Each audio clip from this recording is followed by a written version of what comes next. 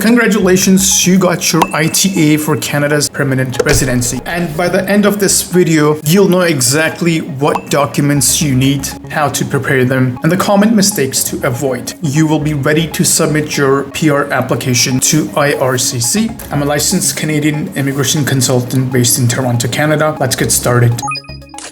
First of all, a quick refresher. When you get your ITA from IRCC, the clock starts to tick and you have 60 days to submit your application. This is your opportunity to explain everything that you had claimed in your Express Entry profile and to provide supporting evidence. Missing or incomplete documents will lead to refusal, or your application could be returned back to you. So every detail matters.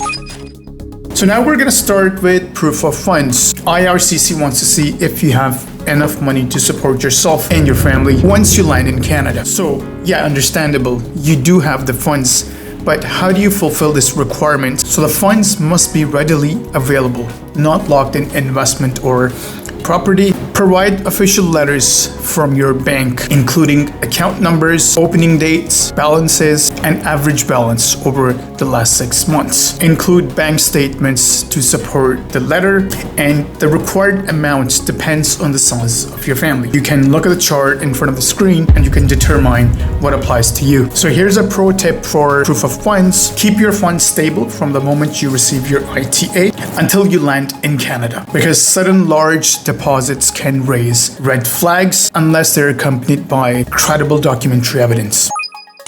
Let's move on to police clearance certificate. IRCC wants you to provide them with a police clearance certificate from every country you've lived in more than 6 months since you were at the age of 18 or in the last 10 years. So some countries can take weeks or months to issue you a police clearance certificate.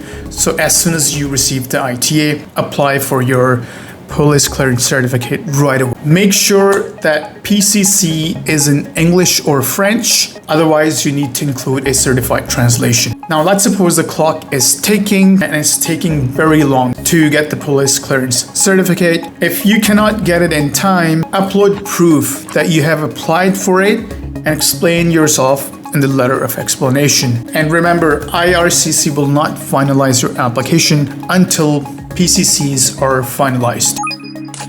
Now, moving on to employment verification letters. So your work experience is a key part of your CR score. This means your employment verification letter should include your job title, duties, and responsibilities. They should be matching the NOC description, employment dates, hours worked per week, full-time or part-time. It must be on a company letterhead, signed by your employer or HR with contact information.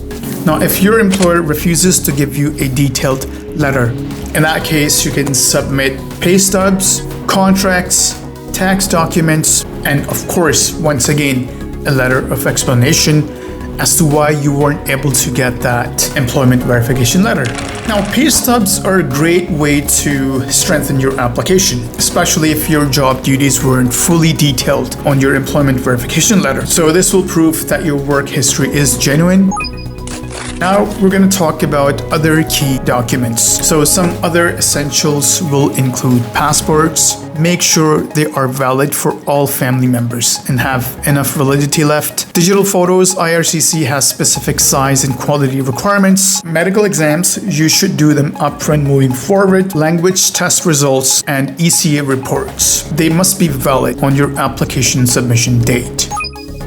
So I've got a few tips to avoid delays. So here's how to keep your application smooth. Double check every document against IRCC's checklist and combine multiple files into a one PDF file where it's needed, and use clear file names so officer knows exactly what they are looking for. And you must keep your explanations clear, precise, on the point in your letter of explanation. Now, your IT is a golden opportunity. Do not let small mistakes cause you months of delay. Now, if you are unsure about your documents or you want a professional review before your submission, you can book a consultation session with me. I'm a licensed Canadian immigration consultant based in Toronto, Canada. We can have either an in-person session at my office or we can hold a Zoom session online. Thanks for watching and good luck with your PR journey to Canada.